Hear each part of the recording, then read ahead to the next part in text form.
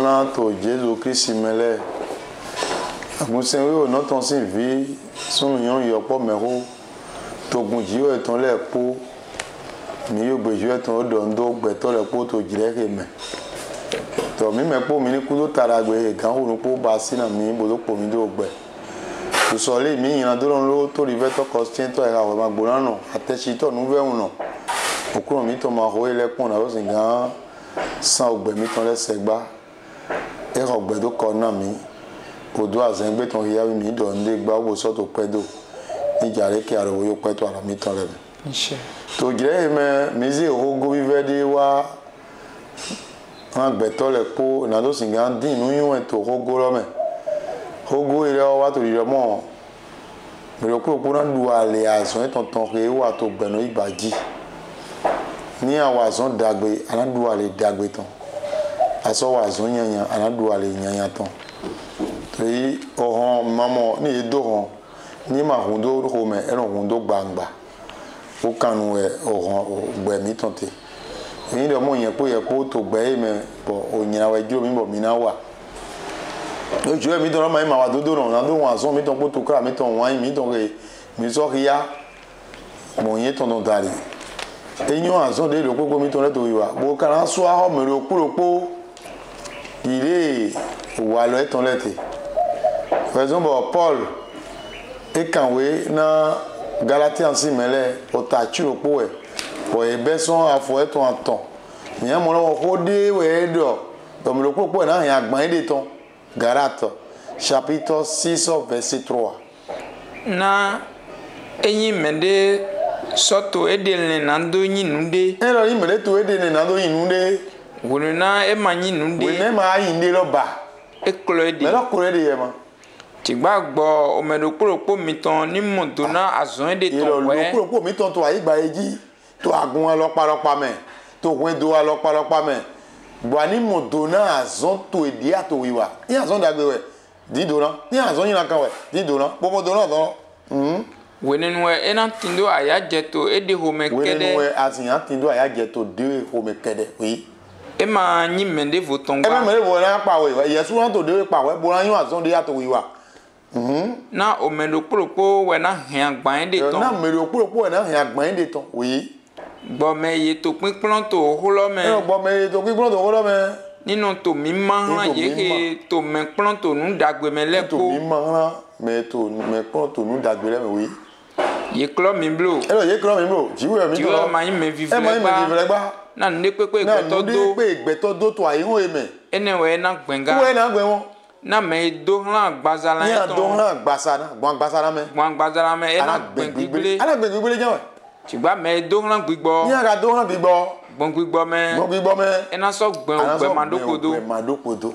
midike nu shiko na mi to dagbe wa membro mi shiko na mi to dagbe wa membro e lo mi ure na gben na mi ure na gben to gune na o dreso e mi ma wa dido be ene utu le mi ule montendo de me le kuro po montendo to wen do me ka to agun me lo mi gbo mi ninu to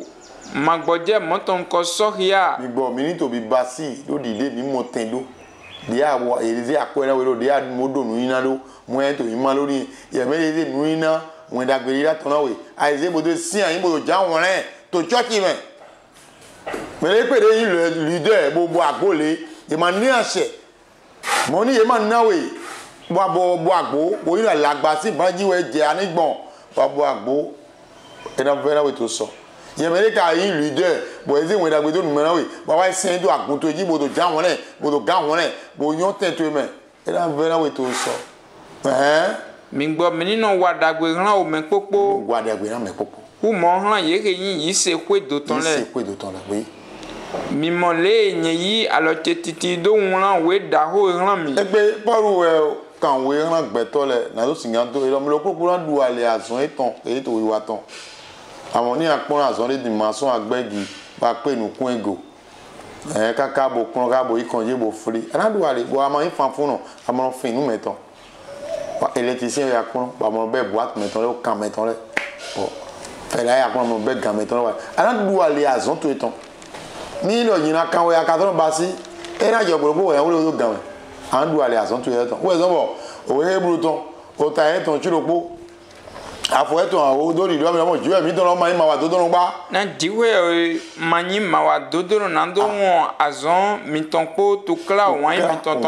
ton po he mi ko so ya gbon yin ton dali mi ko so ya gbon yin ton dali na le mi to division wa ran me wele le mi to division wa ran me wele lo bo so to bibasi mi wule so juro do mi wule so juro do mi o medo kuro ko no to magode mo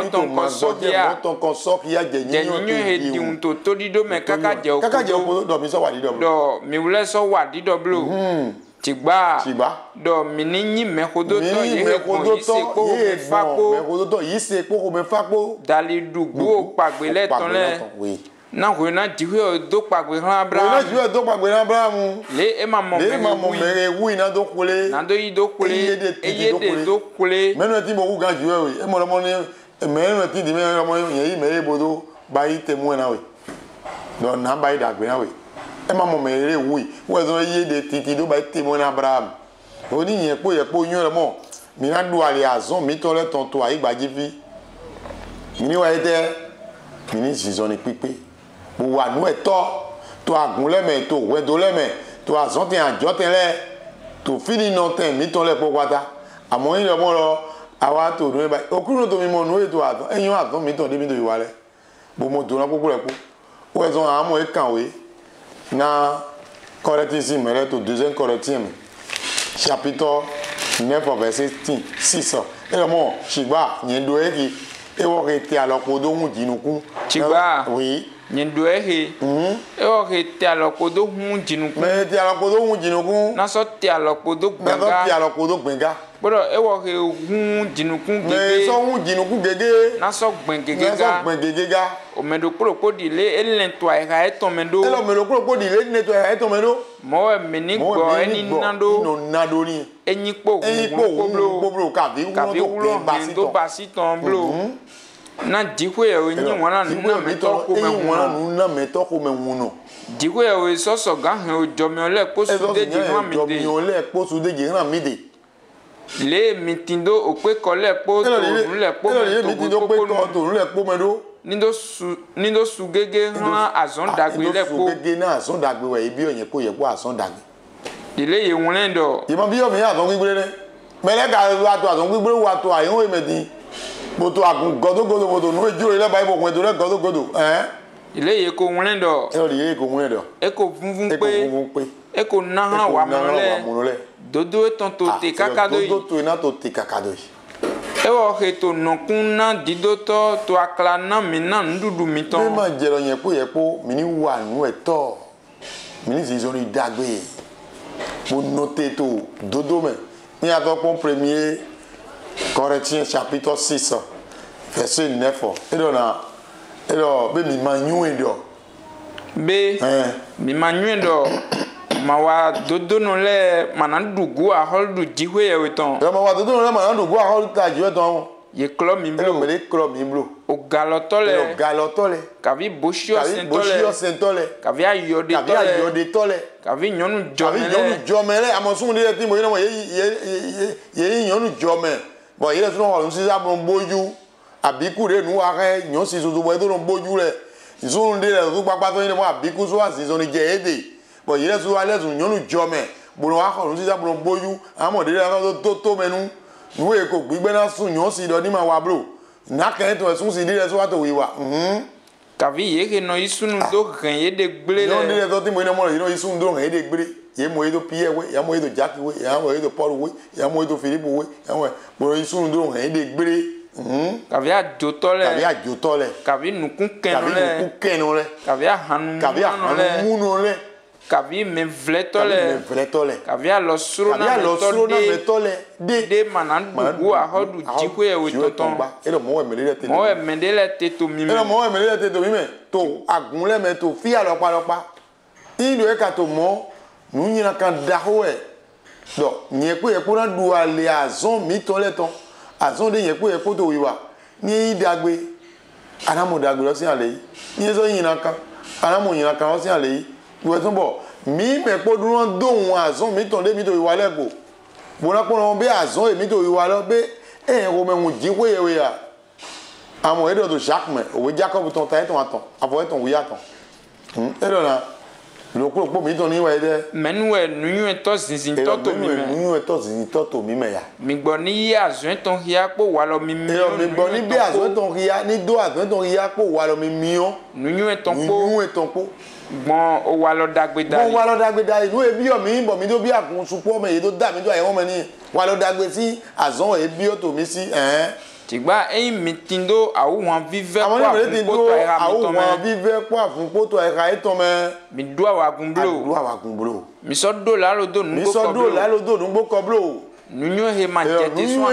jete so aga to ju e de ma jete so agagba tigba ayi gbanu e gbetoton we ni re awu viton awu vi si azon we mo na fi awu wan po afun pote awu wan po afun poti ne ro fun fine we be wuluko azon nyina kan le potega tigba nunyo he so aga we nenu e jijo na gbeto bo sono wa dede e ma sin awu na do veve na e gona leblanu ko sin dagbe po Martin odio Martin yenu wiwa o sinsen dodo ton we ye to dido to jijo ho me lo sinsen dodo ton we to dido to jijo ho me bon ye he to jijo ba sile dari me to jijo ba sile dari ti jijo na we to en premier Pierre chapitre 4 verset 9 masenwe do ero opodo mino hejo mino zoto mahume de goa verset 7 lo we tigba opodo nu popo ton to sise po ene utu minyi wiwe no ero yepo ni wiwe no to aigba eji to aiho eme bo sono ho mi de ran ode wo nu le po mini tindo wan he gunzo ero mini tindo wan he gunzo to mi de cheche na wan no chondo nyana do ero wan no chondo nyana do susu mino hejo mino zoto mahume leo melo kulo po mo ina ido so jiwe de mo menino basi o de ran we to mi ton le ihon kon si dagbe sisen to dagbe to jomi alopa jiwe ton le me eyi mende to hodo ni mende to hodo verset 11 ni do hodi o jiwe ton ni no do di o jiwe ton mende so division wa ni no basi di kulon e jiwe ne jiwe na we ro we ani za mende o woli mesu do ko be kale do gbe di gbodo kulon o to wa ehon me do to yin ko hen gbe na yede re do mi do yin ko hen gbe na jiwe we ni a to division wa ayi no basi di wuro jiwe we na we na yin do pa gigo na jiwe o to nu popo na yin do pa gigo na jiwe o to nu popo me to azanpo do pe we gbon Jesu Kristi me me pipa po wuro po tin na kakado yi me pipa po wuro po tin na kakado yi me yin wana chere mi lendi nu dabla de blo mo gbon kule pon mi o ja mi kule pon gbe oui credit nu dabla de we jo han mi dabla de jo na mi oui tigba mi ni jaya yepo ni ayin Christian nugbo ton dodo ton azon dagbe wa to ayin to ayaje to Christi me sole mi maheto to yadidi Kristi to mendo oui na gwini na yede gigo eton ya na yede gigo Christian kia mini do jaya to ko me to ayaje to ko me unsusu me eye to mi vle na yepo vle na oyin Kristi ton donano we mi donano yepo na gbigbo gigo ton po jiwe ton po jedo miji oui bon yewule dali de no comment vient do azon jo ton go dali yeto nous zando go nous do jiwe go be gba to mo to gbeto le me to agunde le ji bon no kwa fun to nu tro bo to ateti ka bo ko si le ron wezun wa bo wa pon na ye tori ye le wutu wo to ko do Kristi go oui tigba gbon mi ule dali yeto gigo pane pa gigo na jiwe tigba mene pepe to mi men dia di to mi men dia di won to blo mo kavi di ajoto kavi di nyina wato kavi di ajano to mene boto na jo ko to edo bo ze mene bodo ta bon les to kra no to gbezan to oui tigba eyin mene dia di Christian mene to jaji di Christian to mi men won yan wi blo tigba ni kuku gbobo pakigo na jiwe na he utu pakigo na jiwe na he ton utu na o jire lo wa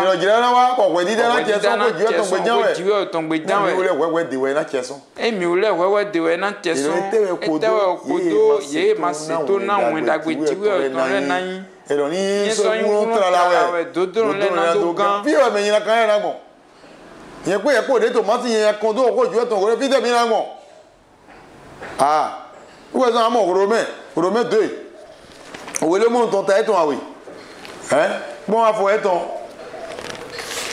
qu'on nous quoi oui beaucoup nous est là Romain 2 verset 22 mais que doye ho gbeto di ayoblo ye mere no fun mo doye o do gbe di ayoblo ye to ayode ye mehe boshi okiyawuna ye to ajoje to temple me nu church me to le iye igbado wo do pe amaka gbe bi o chaje ara yi han saki wa bo na be gbado so e wegbe na mere mo yan wa am ji atin se reji bo wo lo be kon do saki o be so yi amero ajoje ade to temple me ye me to awagundo to sende me oui to seme jena o sentu etome jena o sentu eton oui ye to ye de son jiwe ye de son jiwe go ye nde ye son yesu go to so na oyin jiwe o to sando go na to ko sile jeje na ye ton utu ye do dile ye wunlendo na o we gbodu ale no ngo batem bi ba ni to do ale na we mo ye wi wa to o sentu le tigba eyin ye yin seme jeto tigba ni eyin o seme jeto o se le ton owe gboto elezun owe mago si mi bato batem mi ba ito lo elezun si ma ba elezun batem ma bati ene utu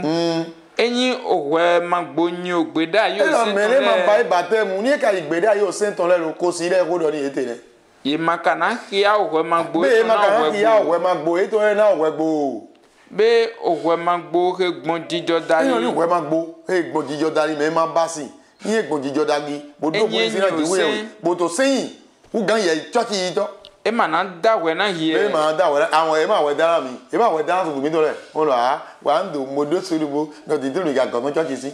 ajira modo surubo be mo wa le fele bu ya ilo tun si le fele bu modo surubo no di tulu ga gan church si bo church yi to na te ma wo gbin mo go we mo to fun o gan yin won se gideji be yin lo ko si wa to we dara yen po où est on au Paul nous quand voilà Corinthiens au 1er Corinthiens chapitre 3 verset 13 alors azon me le ko ton aso o ya azan la mi azon me le ko ton aso o ya na azan lo na le azan la lo ko mi ton le won na ye na de ya gbomion dali mo pro miona kule azon me le ko ton pon yo miona kule azon me le ko ton pon nko eyin enyi azon o mende ton he edodo ji note ni azon mele ton he edodo ji note lo e wona mo ale yi enyi azon o mende ton fio ni azon mele ton ka fio onuna gui epe onuna gu me lo o wa mo awon ni agbon 2 Corinthiens chapitre 5 verset 9 ye wa to ko do ran yen po epo te beson verset 7 lo we e lo yi se dariwe mi to so ni zingbo e me gbon mi mo daligba na yi se daliwe mi to zoni zingbo yi se daliwe mi do se zoni bo e me gbon mi mo daligba me gbon acho daligba mi ule tindo tugbigbo wenyindo bo so to jijiro nando ku denso agbaza me mi no to so agbasa me onando tinto kuno mo mo do tinto kuno de to so ene utu mi to tukla je do eyin meeting ka mi de e oni atinto ayi gbaji fidi kavini aka tonson ayi gbaji bi ani yin mi ojiro me dagwe hlen adogbe ama ojiro jiwe be ko an ku ojiro jiwe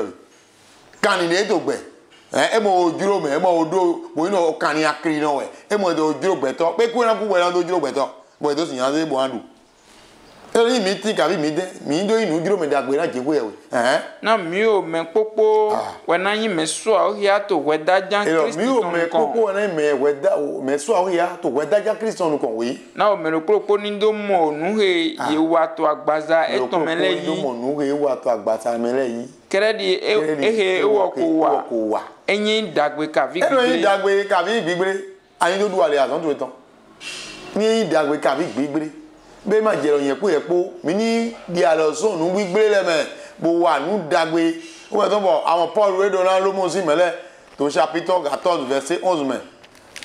Romains chapitre 14 verset 11. Et le moment là pour le coup pour la doré de ton. Il m'a dit là doré tout. Ah yéwulen do. Et là yéwulen do. Okulun do mo. Okulun do mo. Il est yentin. Il est yentin. Kligon le po na jedo han. Alors kligon le po na jedo ni. Bora o de le po na yigbe han diwe yewe. Po na yigbe na diwe yewe. Ene utu. Ene utu. Dokoro po mi ton we na do ho de ton na diwe yewe. Dokoro po mi ton we na do ho de ton na diwe yewe. Ene utu.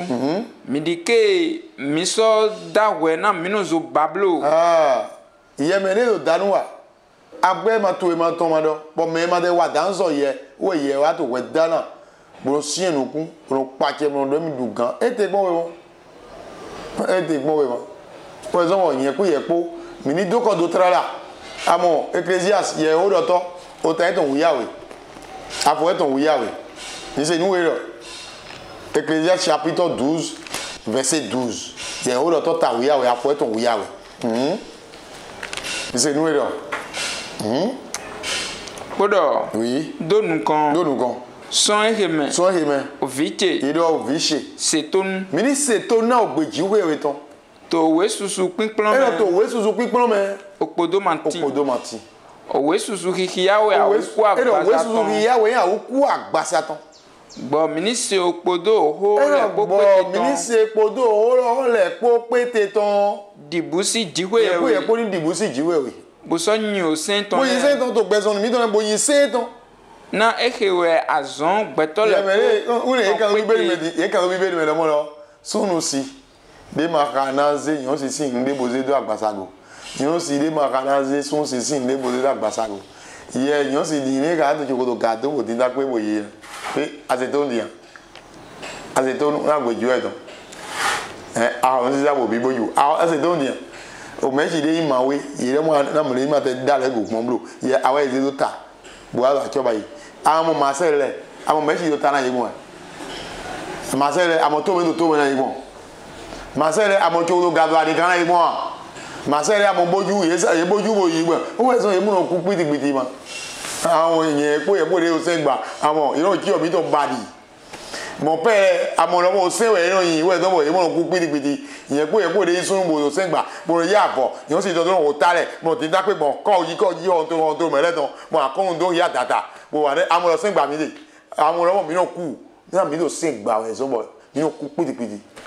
Nyɔnu si de mana yi ene henyi sunu si de ton de o we de tero mi ton e do mo de o we de tero mi ton o ta e ton konu kwa o ya po e ton aton u me we de mo de mo sunu si de mana so yi avo nyɔnu si de ton do gogba abode bo yi gba do gogba na me de pepe he wa o nu hele me de pe wa nu mo ko ton le ni o sunu de na o lo diwe ya we to e do sunu de we na o kuro jo e mi tonton bí ma jẹun yẹn kó yẹ kó ní wá ẹtẹ ní zizo ní pípé mi nínú tètò títò ju ẹ̀tàn mẹ bó wà nú ẹ̀tọ́ àwọn yẹn dọ̀ wọlé tó évangélique mais chapitre 7 verset 11 òwe lukú tán òwe dàgbé lukú tán òtà ẹ̀tàn ṣíyàwó àfọ ẹ̀tàn òwúrò kó gbódó tó nú èyí dọ̀ tó fún ẹ. Évangélique chapitre 7 verset 11. ẹ sọ wa jọ. Oui. To aihongbe ebi o to da hode me he no yirodo naini edo Kristi ni ebi o to de me mo yirodo naini nuklonto eton le yi popo ye yi popo po agunda hode po oni na so don se po je hongbo to da holoton se po hongbo to da holoton yi do ayego oui yeze mekuku de jegbonuja nu ebi o yen po ni ero yeze mekuku de do apoti meja visunu dopo ono etonton eso basi asushiosi ebe asushiosi sin viwe gbeto susu otoda holo menton le so tinto ede oui ole na okru no mo e we na okru no Jesu lo mo apoti chi oloja le blanu eton wa nu ebi oyen po ni le blanu eton we eso do hlen do mo aso via viblo eso wa bodo alo apoti njan lo le planu gbeto ton kan wa yen ko ye ko to din yen ko ye ko le du ako e bo e zo mi lo mi ni wa le planu me yen ko ye ko de do gigode be le plan kan wa mi ayun ama wa ijira ma na gbeto na mere do mo aton egbo yi bo yin lo ko we ai dara me lo be okwe de zi Jesu lo gbo aton na Fatima de do o se tin yen na ko we ya we e yi ko de si we yen ko ye po e lo le bla nu we mi ni wa azon mi lo ko ton e na so o ya e na mi lo ko wa du ale azon ton amo e do to o ba ri ya me o ta e ton lo wa po e ton fo ton e lo azan o kun ton tin se po to akota le ko ji e lo di ya wa do mo we na yi wa na we lori e lo ale to na so le go wa do ta to yi o we de mi lo ko wa do mo we na yi wa na we lori ko to mo Peter wa do òwe wà lọ apọ́sọ ilé tán mẹ́ òta ẹ̀ tán àfọ ẹ̀ tán gbanukun ẹ̀ dọ́mọ̀ Peter sọ́kẹ̀nù ẹ̀ tán mo dọ́mọ̀ ìyẹn pọ́nrọ̀ jíwé mi tán lọ mẹ́ mẹ́nukun ta òkun tọ́gbá ẹ̀ lọ́ tó akọta alẹ́ pọ́ mẹ́ ìdìbò sí mo wà zọ́n dodo mẹ́ lọ́wọ́ yìí kí a lọ yìí bí ìyẹn kó yẹ kó mi wà zọ́n dodo tán yà ìyẹn kó yẹ kó de wà zọ́n dodo tán lọ mẹ́ lọ́wọ́ yìí náà kí a lọ yìí mo àmọ́ ní àmọ́ wà zọ́n dodo tán ìgbìlọ́jẹ máa tí náà wè náà yìí dó sì yàn wẹ́ tẹ́ ní àmọ́ wé à des apôtres chapitre kabi bojo ne odo na ngo yawotu ni asopon Actes chapitre 4 verset 32 et donc agume yi sele ton tito e ka do po be ma je lo mo yen ko ye po mi ni we de mi ni e ka do po bo yo sen jiwe bo do mo ale yi to so agume yi sele ton so tito e ka do po me oui pro to gbigbo do po me o mende pepe to ye me mandodo onu he tindo yin ton titi oui Tigba ye tindo onule kpodo zen. Ye tindo onule kpodo zen. Ulon daho e apostele do de kunu fonson ku Jesu. Edo ya na nu le ye ko ye po. Mi ba yi to igba ji fi. Isaiah we do to chapitre 62 verset 10 mais. Amon, nu le ye ko basi to fi. Ale ton te pon mi. To carrefour y to shioto. Ni abo ayanyan. Arandu ale yanyan ton. Aso wa dagbe. Arandu ale dagbe ton. Isaïe Wendomo, chapitre 62. Au taeton, quand des konoukou à fouetton en haut. Isaïe chapitre 62, verset 10. Migbon tenten. Migbon tenten.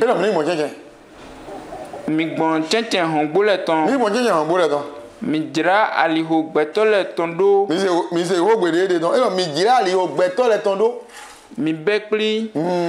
Mi be aliogbo le pli. Mi be aliogbo le pli. Mi tiens zanuse. Mi tiens zanuse. Mi ze asia do aga na gbetole. Mi ze asia do aga na gbetole. Do ayego. Oui. Okuno ko la kaka je podo aigbaton. Okuno ko la kaka je podo aigbaton. Mi do han vionu zioni tondo. Mi do han gbetole vionu zioni tondo do bon. Pon. Okulengan to ewa. Okulengan to pon. Ewa.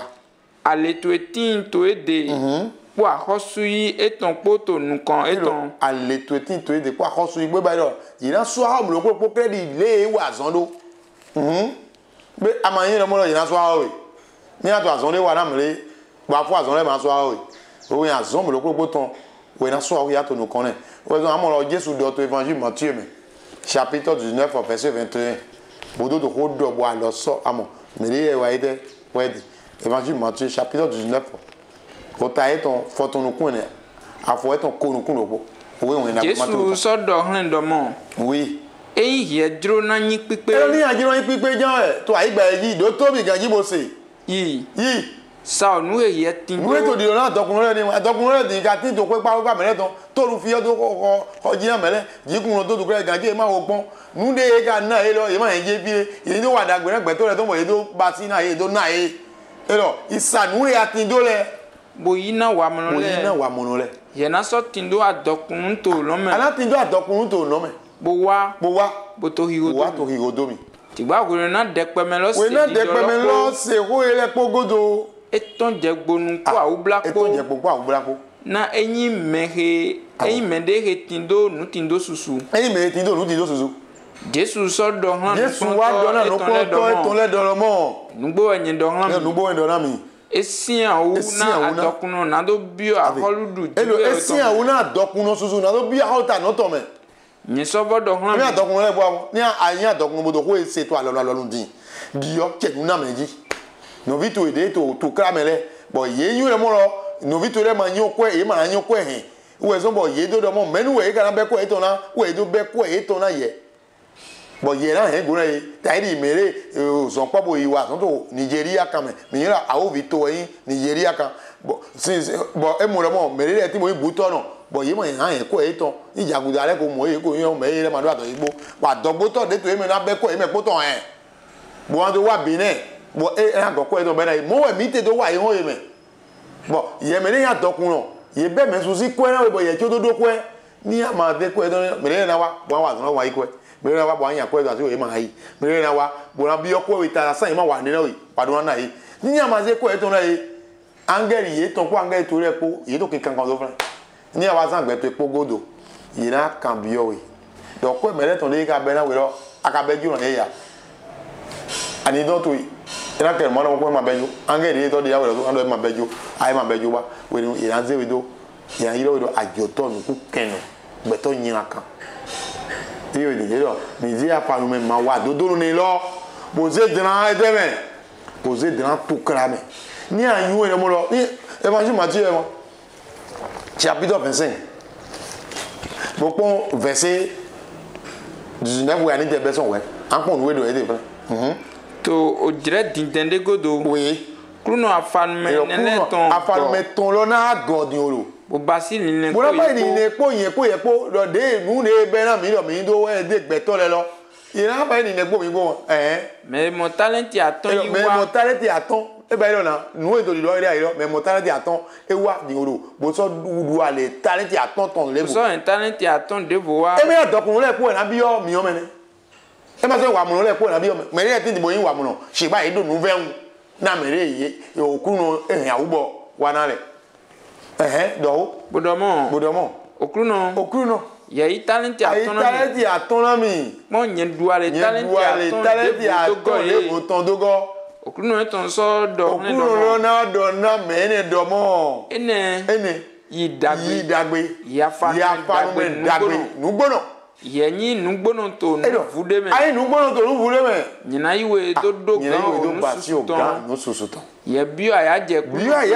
okunu to eton me e wo ga he mon talenti awe yi me so mon talenti awe yi so wa bodo mo so wa bo so do mo okunu ye talenti awe na mi pon ni so du ale talenti awe ton lebo okunu ton so do hun do mo okunu ton na so do mo ene yi dagbe ya fa dagbe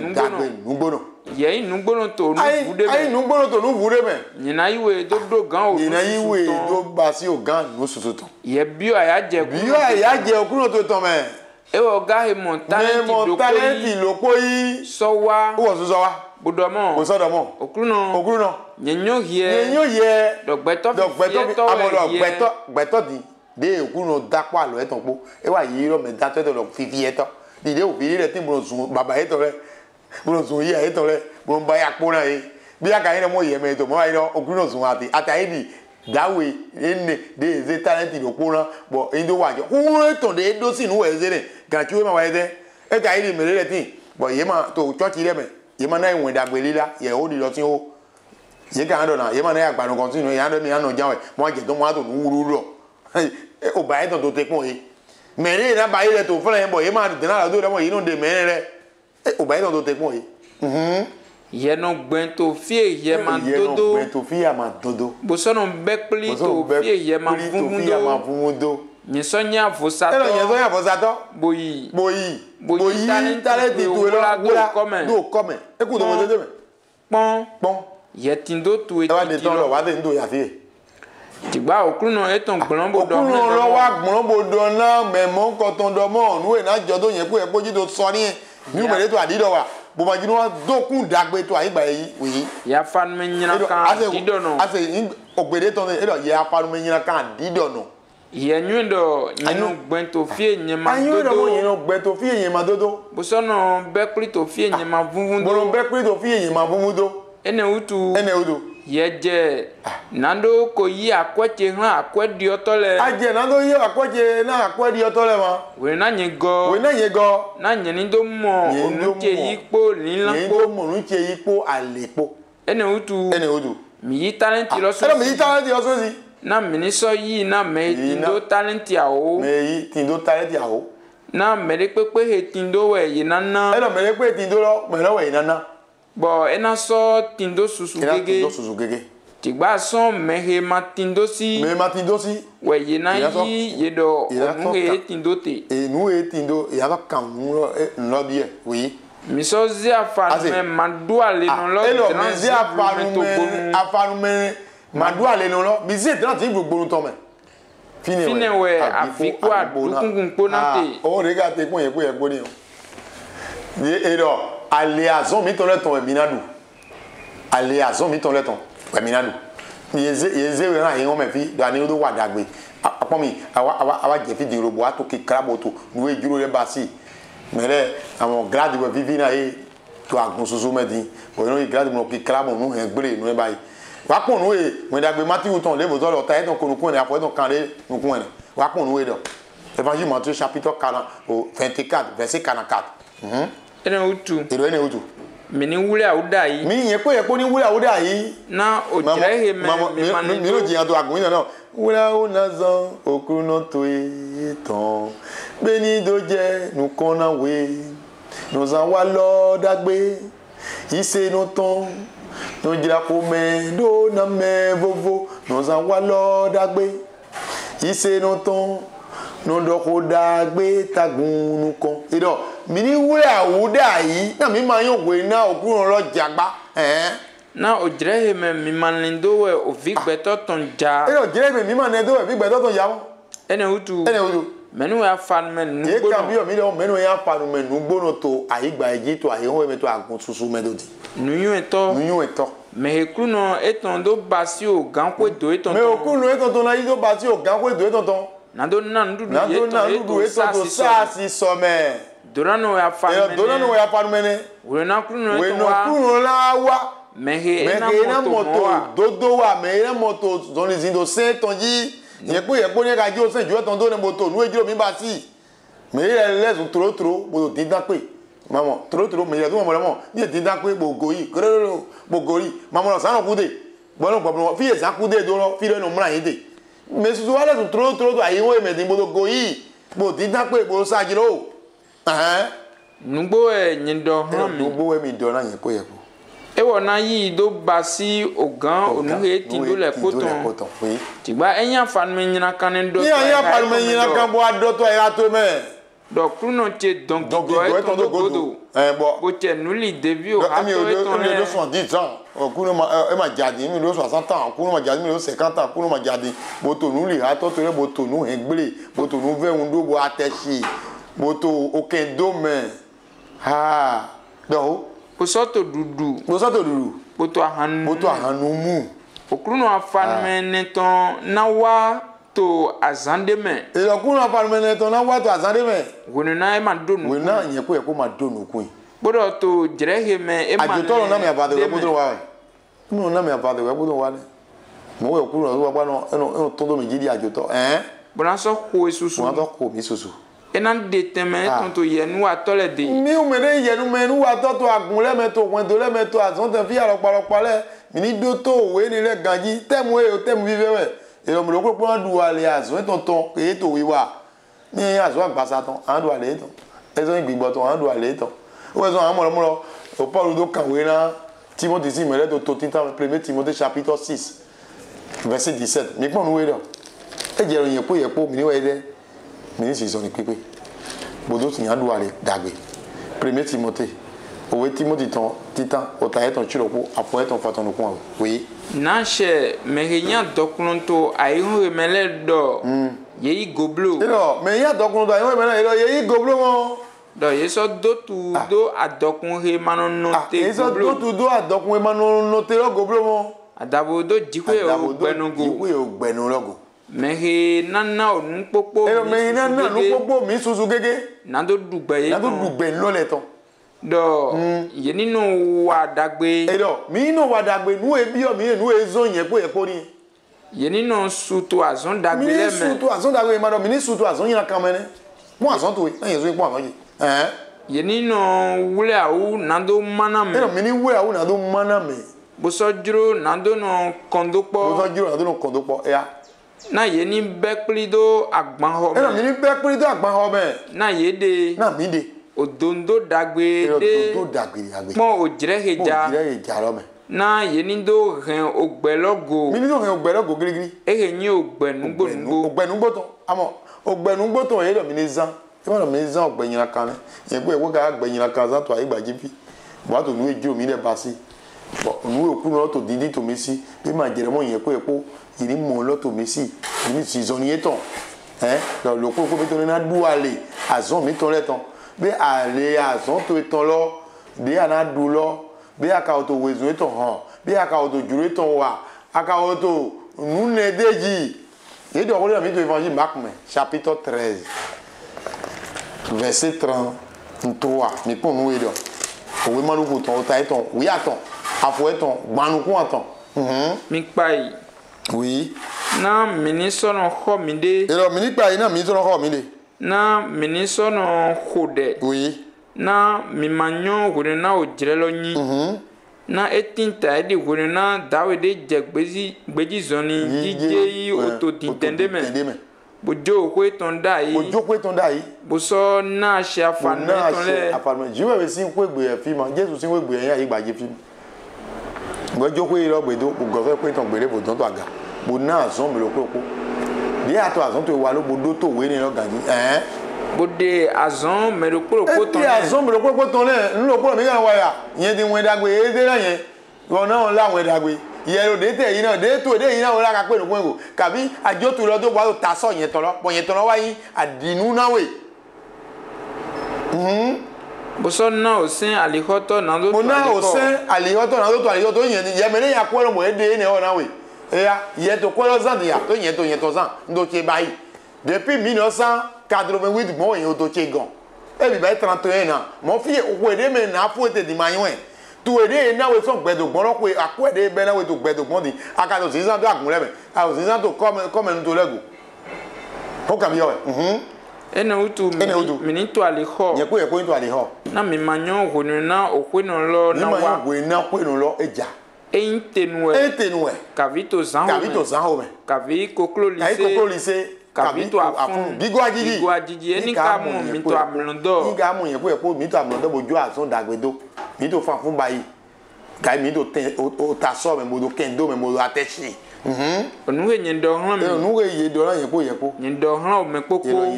na yen ko do mo mi to ali ho we Jeremia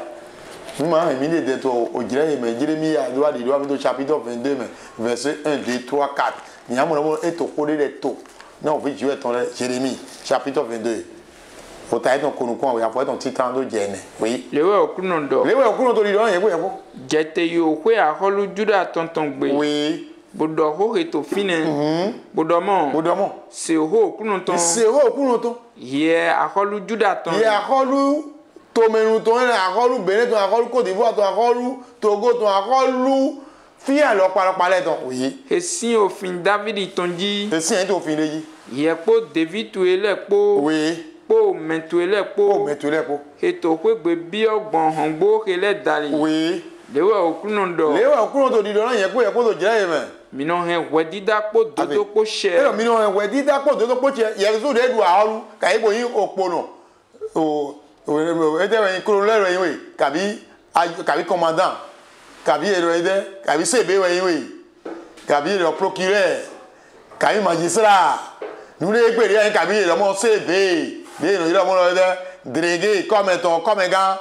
Iro mi he wedida nu gbo ton che azonje we ni robo ezo won ni awe do yin akaji ana mo yin e to tekmo we ni abi anu kuna wa mo le e to tekmo we oui bono roulen mehengble loton son alors ausina mentoloton me oui won e gbeto de wa mo de na bi ausien me won e so ausien me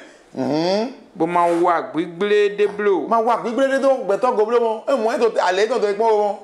mawa kabi ki ajewe yiwe ba du gan kabi edo yiwe dodo nde chawi chef su region we yiwe kabi chef region we yiwe kabi edo mo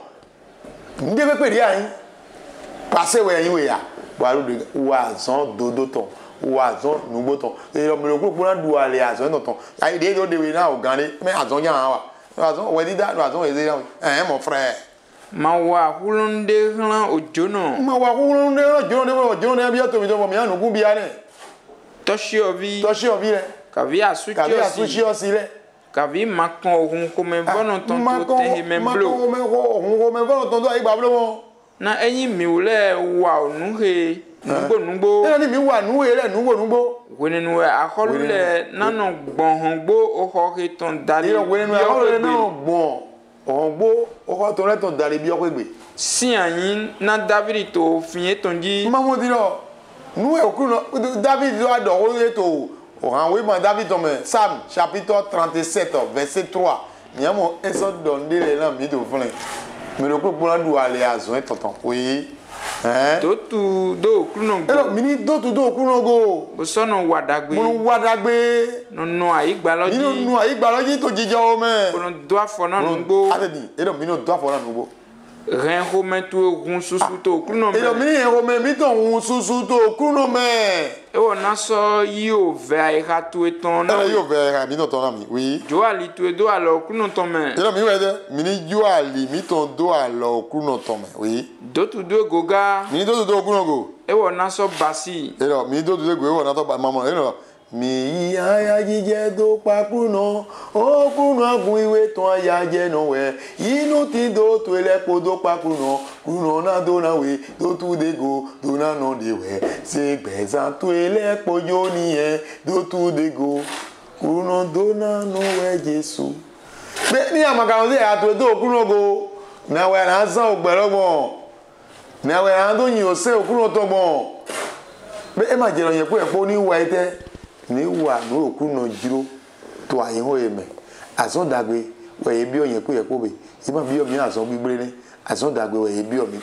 to yin ku yepo mi na du ale azon mi ton letan ni yin ku yepo kan du ale azon mi ton letan ete mi na wa to okuno ko to ayi gba eji ni gbe to ma tin kakado yi o je buru gbe to do to ayi gba ji bi ni ayin dodo no bura du o bura zan o je susu to